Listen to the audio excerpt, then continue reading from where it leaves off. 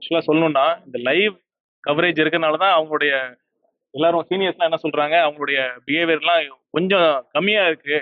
இன்னும் அதெல்லாம் இல்ல. லைவ்லாம் இல்லாதப்ப அவங்களுடைய பேச்சு, அவங்களுடைய ஆக்ஷன்ஸ்லாம் இன்னும் ரொம்ப மோசமா இருந்தது. இந்த அளவுக்கு இருக்கிறதுனா அதுக்கு காரணம் இந்த லைவ் நம்ம குடுக்கறதுனால தான். ஏன்னா மக்கள் பார்த்துட்டு இருக்காங்க. இப்பயே பார்த்துட்டு இருப்பீங்க. அவங்களோட இருக்கை லிட்டர் நாங்கலாம் ஃபர்ஸ்ட் டைம் எம்எல்ஏஸ் தான்.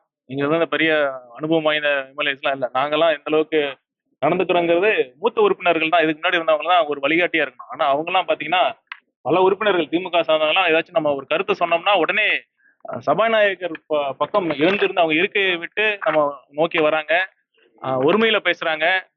அப்புறம் இன்னைக்கு ஒரு உறுப்பினர்லாம் கூட ரொம்ப அட்டாக் பண்ற மோட்ல வந்துட்டார். திமுக கொறடா அவர்கள் தான் அவர்கள ஸ்டாப் பண்ணாங்க. அந்த மாதிரி தான் இருக்கு. இதெல்லாம் மக்கள் பார்த்துட்டு தான் இருக்காங்க. திமுக கிட்ட அவங்க எம்எல்ஏ கிட்ட இருந்து இதை தவிர வேற எதுவும் புதுசா நம்ம எதிர்பார்க்க முடியாது.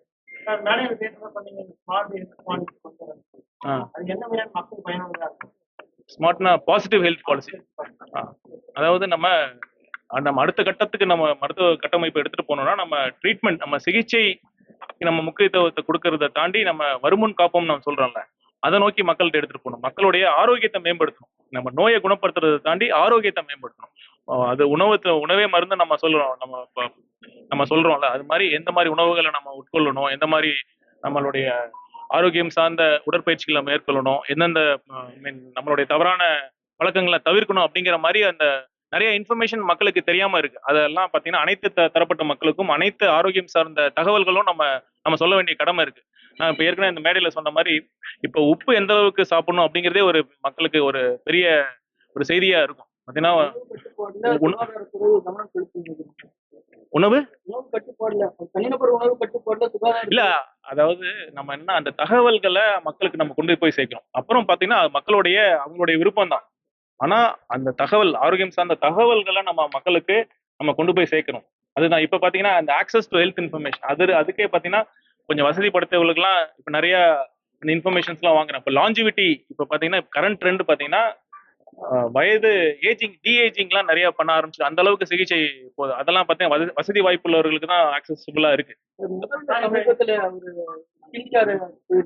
அது சமூக வலைத்தளங்கள் எல்லாமே வந்து ஏன் போனாருன்னு கேள்வி முதல்வருக்கு என்ன ஆச்சுன்னு சொல்லிட்டு எதுக்காக போனாரு?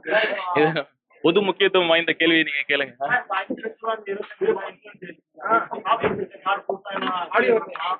எதுங்க?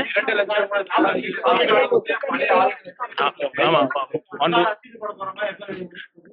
நீங்க 110 விதியின் கீழே முதலமைச்சர் அவர்கள் அறிவிச்ச திட்டத்துல இது ரொம்ப முக்கியமானது. மக்கள்லாம் பெரிய வரவேற்பாக இந்த திட்டத்தை பாக்குறாங்க. இப்ப பாத்தீங்கன்னா ஒரு பெரிய ஒரு கேன்சர் அப்புறம் ஒரு டிரான்ஸ்பிளான்ட் அது மாதிரி பண்ண வேண்டிய தேவை இருக்கிறப்ப நம்ம 5 லட்சம் இருக்கிறது 10 அப்படிங்கிறது தான் மக்களுடைய கோரிக்கையா இருந்து அதை ஏற்று அது மட்டும் இல்ல நம்ம தேர்தல் வாக்குறுதியில நம்ம சொல்லியிருந்தோம். இந்த நம்ம மருத்துவ காப்பீட்டு 25 லட்சமா நம்ம உயர்த்த போறோம் நம்ம சொல்லியிருந்தோம். அதுக்காக தான் நம்ம பண்ணியிருக்கோம். இதை பாத்தீங்கன்னா சில பேர் சொல்லியிருந்தாங்க அதுக்கான செலவு நம்ம 5 லட்சத்துல இருந்து 25 லட்சமா உயர்த்துறப்ப 5 மடங்கு நம்மளுடைய பிரீமியம் செலவு அதிகமாகும் அப்படின்னு சொல்லியிருந்தாங்க. ஆனா அப்படிலாம் ஒரு இன்சூரன்ஸ் அப்படி ஒர்க் ஆகாது. பாத்தீங்கன்னா 5 லட்சத்துல இருந்து நம்ம ஒரு 10 லட்சமானா 2 மடங்கு ஆகாது இன்சூரன்ஸ் பிரீமியம். அதெல்லாம் நம்ம கால்குலேட் பண்ணி தான் நம்ம பண்ணிருக்கோம். கண்டிப்பாக அது செயல்படுத்தணும். செயல்பட்ட உணவகங்கள் வந்து இப்ப எடுக்கப்பட்டிருக்கு. அம்மா உணவகம் கொண்டு வரணும்னு சொல்லிட்டு பொதுமக்களுடைய கோரிக்கையா இருக்கு. அது குறித்து என்ன? இப்ப நிறைய அரசு மருத்துவமனையில கடந்த காலத்துல ப்ராப்பர் டெண்டரா விடாம அந்த ஆளுங்கட்சியை சேர்ந்தவங்க தான் அந்த கேண்டீன் நடத்திட்டு இருந்தாங்க. அது எல்லாத்துக்குமே தெரியும். அங்க என்னன்னா ஒரு குறிப்பிட்ட பாத்தீங்கன்னா அவங்க வந்து ஒரு டீ ஷாப் தேநீர் கடை வச்சிருக்கணும்னு அனுமதி வாங்கி அங்க இருக்கிற அனைத்து பொருள்களும் மருத்துவமனைக்கு தேவையான பொருள்களும் வித்துட்டு தான் இருந்தாங்க. இது பாத்தீங்கன்னா நம்ம எவ்வளவுதான் அந்த டெண்டர் காலம் முடிந்த பிறகு அந்த சீஃப் மெடிக்கல் ஆஃபீஸர் நோட்டீஸ் நம்ம கொடுத்த பிறகும் அவங்களால காலி செய்ய முடியாத சூழல் நிறைய இடத்துல இருக்கு.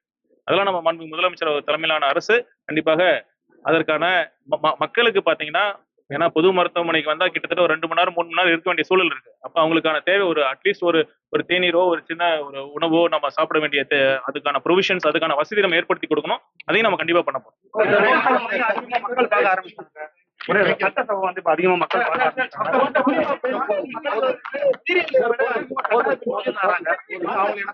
இதுதான் ஆக்சுவலா பாத்தீங்கன்னா ஒரு இப்ப தமிழக வெற்றி கழகத்தின் தலைவரோட மிகப்பெரிய ஒரு அச்சீவ்மெண்டா ஒரு சாதனையா நான் பாக்குறேன். ஏன்னா இளைஞர்கள் அரசியல் பக்கம் இழுத்திருக்காரு. பாத்தீங்கன்னா இதுக்கு முன்னாடி இளைஞர்கள் எல்லாமே நம்ம தமிழக வெற்றி கழகம் ஆரம்பிக்கிறதுக்கு முன்னாடி அரசியல வந்து இது எதுக்கு நமக்கு அரசியலுக்கு இதுக்கும் நம்ம நல்லவங்க எல்லாம் அரசியலுக்கு என்ன வேலை, இதெல்லாம் அரசியல் யாரு ஆட்சிக்கு வந்தாலும் என்ன எதுவுமே மாற போறது இல்லை அப்படின்னு ஒரு பொலிட்டிக்கல் அப்பாத்தி இருந்தது. முதல் முறையா அரசியல் மீது நம்பிக்கைய இளைஞர்கள் மத்தியில ஏற்படுத்தியிருக்காரு. இது வந்து பாத்தீங்கன்னா இது பெரிய சாதனை. இது வரலாற்றுல ஒரு பெரிய ஒரு டேர்னிங் பாயிண்டா இருக்கும்.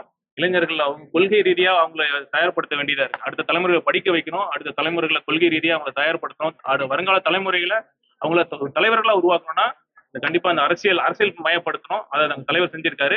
அதுல பாத்தீங்கன்னா இந்த லைவ் டெலிகாஸ்ட் பெரிய ஒரு இம்பார்ட்டன்ட் ரோல் பண்ணிருக்கோம். ஏன்னா சட்டசபை நிகழ்வுகள் எப்படி இருக்கும் அதை பார்த்து நிறைய பேர் அரசியல் மீது ஆர்வமா இருக்காங்க. ஏன்னா இன்ஃபார்ம்டு சிட்டிசன்ஸ் தான், அதாவது நம்ம தான் ஒரு அரசை தேர்ந்தெடுக்கிறோம். தேர்ந்தெடுக்கக்கூடிய மக்களுக்கு போதிய விழிப்புணர்வு இருக்கணும். செய்திகளை உடனுக்குடன் தெரிந்து கொள்ள கீழ்கண்ட கேபிள் மற்றும் டிடிஎச் நெட்வொர்க்குகளில் எம்நாடு செய்தி தொலைக்காட்சியை காணுங்கள். பாதகம் செய்பவரை கண்டால் நாம் பயம் கொள்ளலாகாது பாப்பா. மோதி மிதித்துவிடு பாப்பா, அவர் முகத்தில் உமிழ்ந்து விடு பாப்பா.